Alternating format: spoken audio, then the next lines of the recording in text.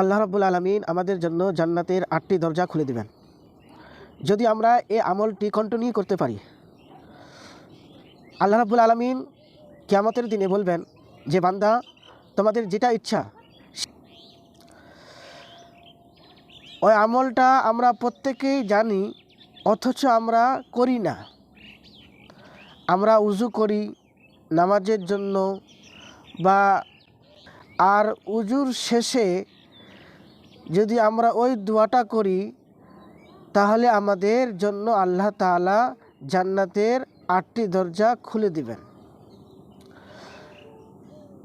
ওই দোয়াটি হলো, আশহাদু আল্লা ইলাহা ইল্লাল্লাহু ওয়া আশহাদু আন্না মুহাম্মাদান আবদুহু ওয়া রাসূলুহু, আল্লাহুম্মা ইজআলনি মিনাত তাওয়াবিনা ওয়াজআলনি মিনাল মুতাতাহিরিন।